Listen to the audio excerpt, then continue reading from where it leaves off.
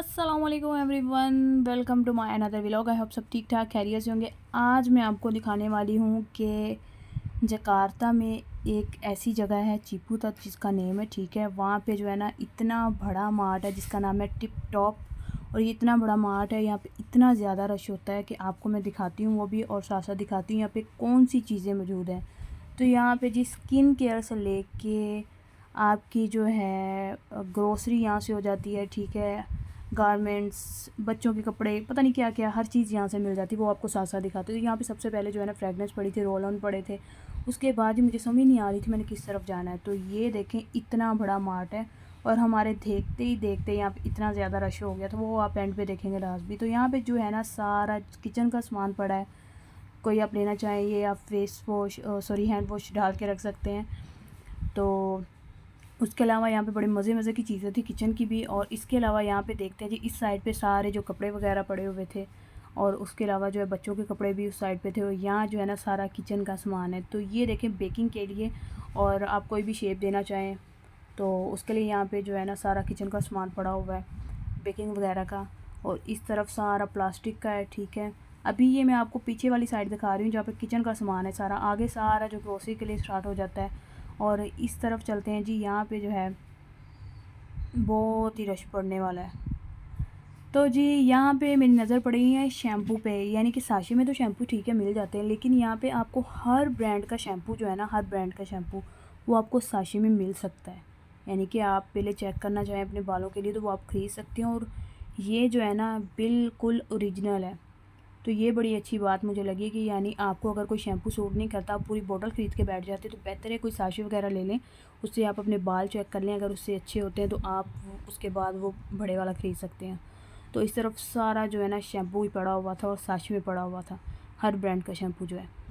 उसके बाद जी इधर मैं देख रही थी कि यहाँ पे क्या क्या चीज़ें पड़ी हैं। और ये देखें यहाँ पे जो कॉफ़ी है, हर ब्रांड की कॉफ़ी जो है यहाँ पे मौजूद है। और वो भी उन्होंने साशी में भी रखे हैं, अलग से पैकेट्स भी रखे हैं, और पूरे पूरे रैक भरे हुए हैं भाई।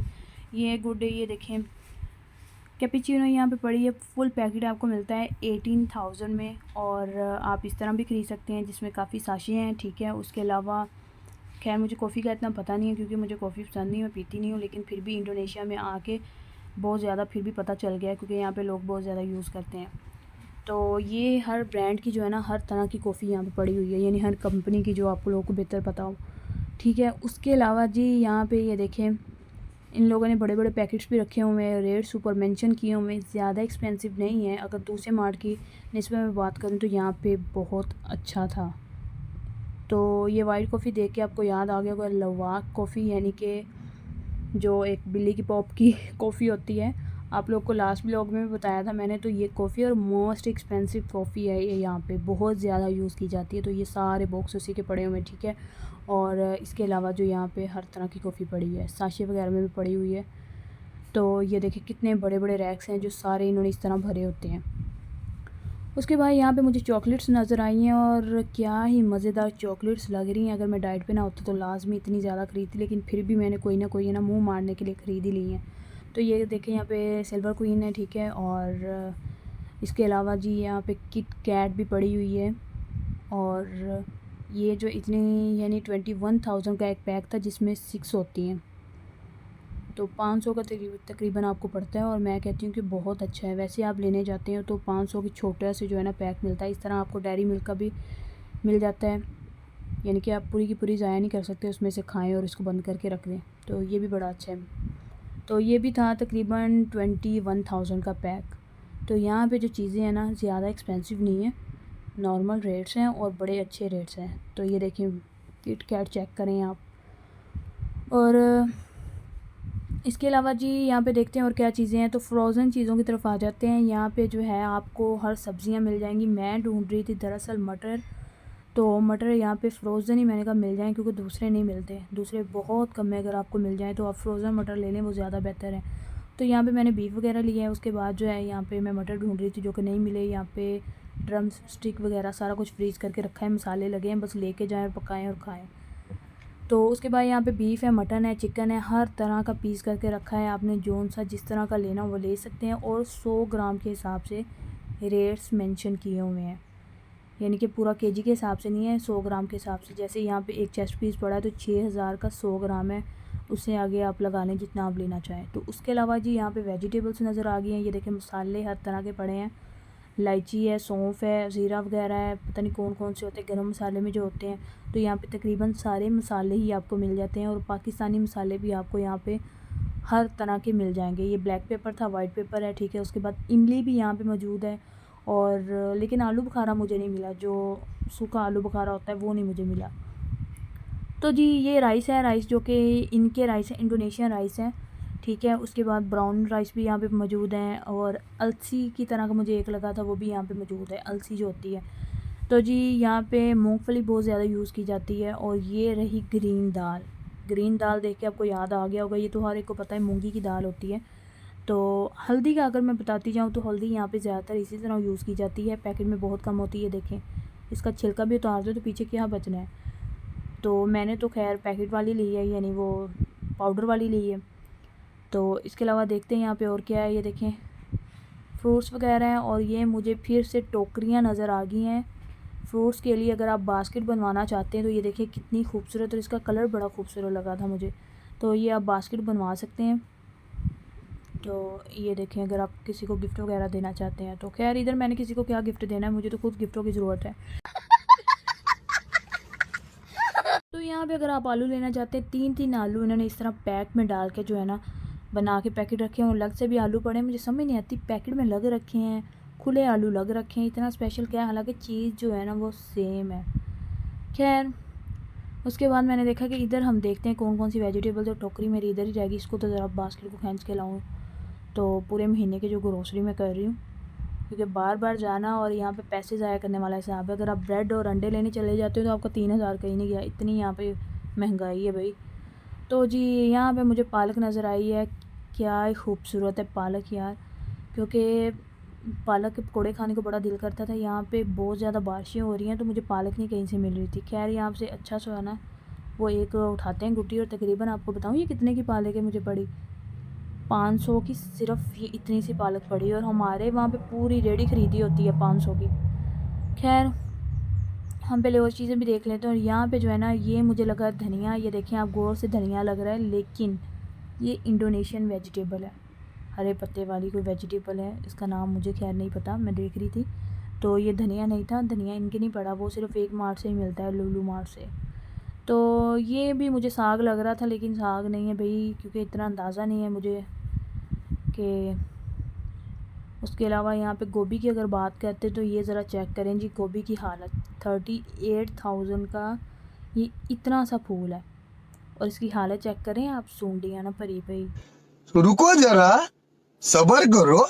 तो यहाँ पे बहुत एहतियात से गोभी ख़रीदनी पड़ती है। ये देखिए पूरी सूंडियों से भरी, और 38,000 आपको पता है कितना बनता है, 800 रुपये बनता है।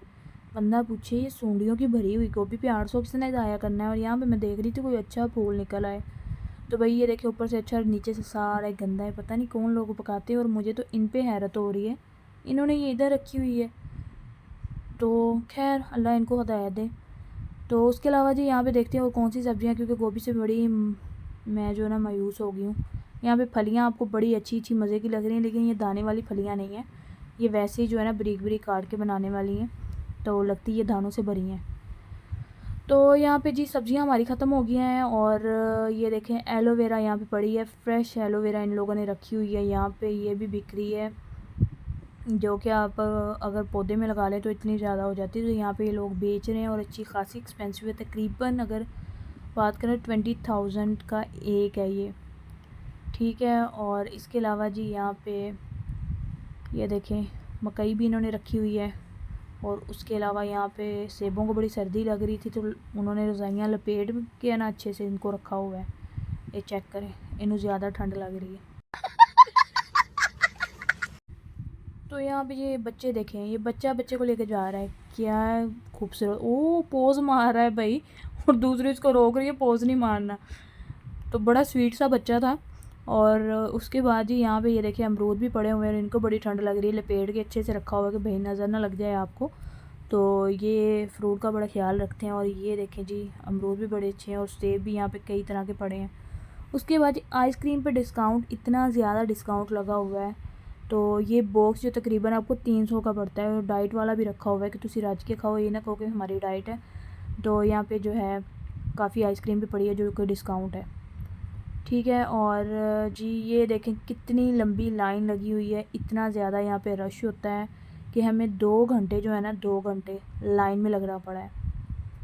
खैर 2 घंटे बाद हमारी बारी आई, वहाँ से हम फ्री होकर निकले तो यहाँ पे आ गए हैं जी पिज़्ज़ा खाने के लिए। और आज चेक करते हैं डोमिनोज़ का पिज़्ज़ा किस तरह का है। और एक चीज़ बताती हूँ कि ये इन लोगों ने यहाँ पे हर तरह के जो है ना, मैकडोनल्ड हो गया, KFC हो गया, डोमिनोज़ हो गया, जो भी है ना इन्होंने गांव में भी बनाए हुए हैं। तो अकेला जो है ना वो शहर में या आपको बड़ी बड़ी जगह पे नहीं मिलता।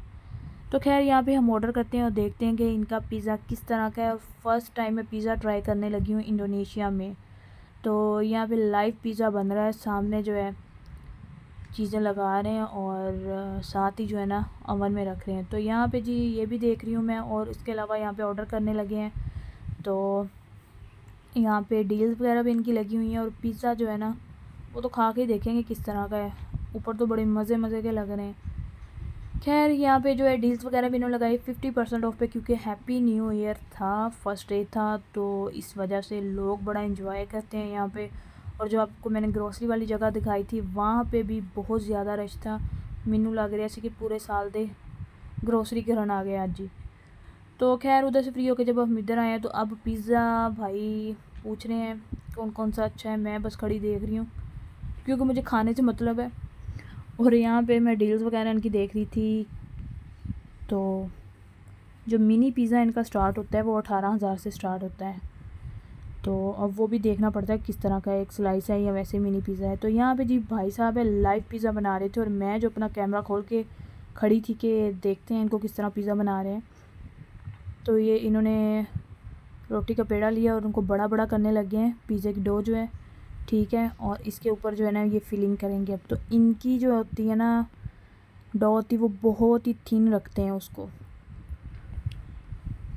तो जी हमारा पिज़्ज़ा आ गया ये देखिए। और मैं आपको बताऊं कि मुझे बिल्कुल पसंद नहीं आया इंडोनेशिया का पिज़्ज़ा जो है, क्योंकि इसकी जो है डो है वो मुझे पसंद नहीं आई। उसके बाद जो ये देखें, ये देखने में कितना मज़ेदार लग रहा है, गरम बहुत ज़्यादा था तो ये देखने में बड़ा मज़ेदार लग रहा है। और लेकिन मुझे टेस्ट वाइज अच्छा नहीं लगा।